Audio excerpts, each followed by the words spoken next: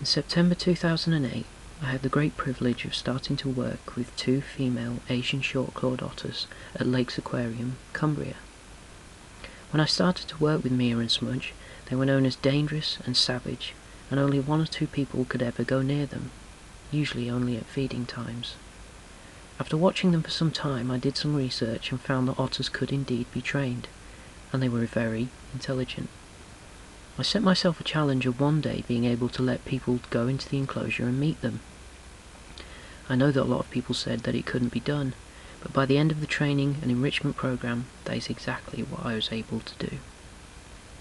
Before working with Mia and Smudge, my experience with animals had come from horses, but this was an entirely different challenge, to get to know another animal like an otter.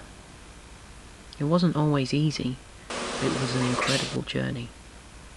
I developed a number of enrichment toys and puzzles for them, began a number of husbandry training regimes, and generally spent lots of time with them, cleaning the enclosure and interacting with them. The more time I spent with them, the more their characters were revealed, the more I began to understand their language, and the more attached I became to them. In November 2009 I was laid off. I did not see them properly again until February of 2010. I left the aquarium later that month. It was heartbreaking to leave them behind, but I hope that along the way I managed to show enough people just how beautiful their characters are, and through this video show even more people. On August the 11th of 2009, a film crew shot some scenes that never went to air. I will never forget that day and my time with Mia and Smudge. They were so excited to meet the crew and anyone else that ventured into the enclosure. Their characters, as it turned out, were not of savages, but of inquisitive and intelligent animals who can problem solve, learn, and love interaction just like a cat or a dog. I would like to share this footage with you. This is my tribute to them. Exciting!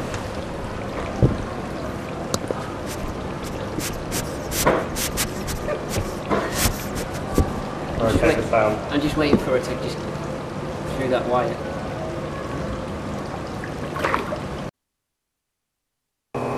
Far away. Okay, so this is the food prep area. We've got a couple of things ready for them, a couple of mice, a couple of chicks, and a bit of trout ready maybe for later, so we've always got a choice of different things for them to eat. So we'll start off this morning with a couple of mice, which I'll put in my pocket as well. Okay, so mice in here. Okay, so mice in the bottom pocket, mealworms in this pocket. Sorry. Yeah. Sorry, should have said that at the beginning. Just ignore the camera. If you can touch me, that'd be great. Yeah, just completely ignore that on the camera. Okay, so mice in this pocket, bottom pocket, and then mealworms in this pocket. So we're ready to go. Can we just stage then? Can you grab the mouse out again? Lock it, and do that all again. Okay.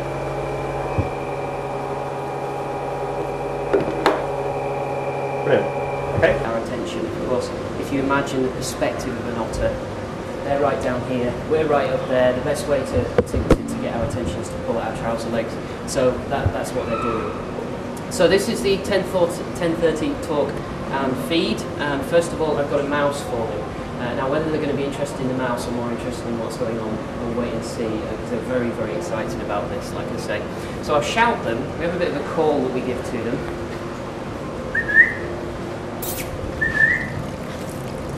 Smudge, come over this way.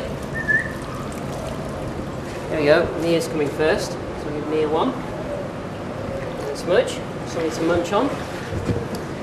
Now, Asian short claws are the smallest kind of otter in the world, and just quickly, the best way you guys can tell the difference between the two is have a look at their noses. You'll see this one here is Smudge, she's got a brown nose, and Mia has a pink spot on her nose. Okay, it's the best way to tell the difference between the two.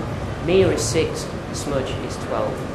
Now they're Asian short clawed otters, the smallest kind of otter in the world, and this is why they're eating small mice. Now some of you might have imagined otters would eat fish. That is true with a lot of otters. They do live next to freshwater rivers and lakes, also in seawater as well. But the Asian Short Calwed is an otter that lives a lot more on land. It spends a lot of time foraging through marshland areas, sometimes forest areas, but generally they've adapted to live more on land. So this is why they eat small rodents, small birds. They will still eat fish occasionally, but generally a varied diet, and they're opportunist feeders. So anything they come across, they'll eat, basically. And food is very, very important to all otters. So whether it's the smallest kind of otter, the Asian Short Calwed, the European otter, which you can see on the presentation behind you, which would live around here in the Lake District, being maybe 2 or 3 times the size of one of these girls here, or the giant otter, which is 6 foot long from its head to the tip of its tail, huge in comparison to one of these girls here. They need to eat 20% of their body weight in food every day. Now for these otters here, that equates to about 300 grams of food every day. It's a lot of food. And if I put that into perspective for you, that's like me eating a small child every day. You'll do, okay, about that sort of size. Just when you put it in that perspective, it's quite amazing, really, isn't it? Now there's a couple of reasons why they need to eat so much food. Really because, as you can see, otters are always busy. They're always doing something, incredibly inquisitive, incredibly playful. And what I'll do is I'll just put some mealworms, which I keep in my pocket, over here next to the window. Shout Smudge. Smudge. Smudge. More interested in Smudge. Yeah. Smudge. Smudge. Okay. Try again. Let's see if we get our attention. Smudge. She's really, really interested in the camera by the looks of it. Smudge. Good girl. Come this way. Good girl. There we go. Now mealworms are one of Smudge's favourites. Okay. And try and bring her over again. Where she's going. Smudge. Good girl. Come this way. Now the call that we give to them is that's just signal the food. I'll tell you what I'll do. I'll put some mealworms down here. Stay still for a second. And what I was trying to do is bring them over there so you can see them up close, because as I was saying, otters really don't sit still for very long. Okay, so it's not often you can get right up close to an Asian Short Calwed otter. And that is why they need to eat so much food. They burn lots and lots of energy. There's also another big reason, and that is their coats. Now, like all otters, they have fully waterproof coats. They need to have that to protect them from the cold water. Of course, even though they do spend a lot of time on land, they do still go in the water, as you can see.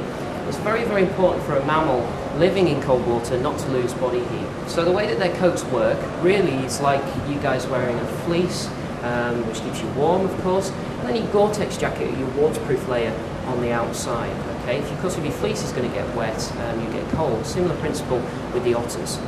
So the way their coats work, you can just see it shining through the outer layer, this nice white fur. It's very downy, it's a lot like duck down, okay? And through that grows the longer hairs, which give them that brown colour. Then they secrete an oil from their skin, which they then groom into their coats, and it's the outer layer that keeps them fully waterproof. But to produce that oil, to keep them waterproof, they need a lot of nutrients in their diet, and in new. So what we try and do is we give them new toys as much as possible. Enrichment toys, as we call them. These can be things that we hide food inside to give them a bit more of a challenge. One of the problems that we have in captivity is that we can't feed them live food. So the mice you saw there, we can't give to them live. Let me just shout them again. Smudge. Mia. Smudge, come over here. Good girl. That's it. Just get some more milk. Okay, Smudge. Leave it to munch on those a second. As I was saying, the mealworm's the only thing we can feed to them live. Anything like a mouse or a fish, we can't give to them live. That's just through regulations. Okay, so it poses a bit of a problem for us in keeping an animal that is incredibly intelligent, but an animal that will spend about 70% of its day searching for food. In the wild, they'll have a territory of about 10 square miles, and as I say, having to eat so much food, it's always on their minds. So we give them toys to cope with that, with food inside. We also give them just ordinary things like a football you can see down there. Okay, they love their football. They're Chelsea supporters. Really, really pleased with yesterday's result, but I'll leave it there because some people are scowling. I don't know. But that just keeps them entertained. If I, for example, drop my keys in the enclosure, which I have done, otters find that incredibly interesting again. So we're always trying to find new objects, new toys that we can give to them to keep them entertained. Because this is their environment, this is where they live, so it's very, very important to do that. We can also just generally interact with them.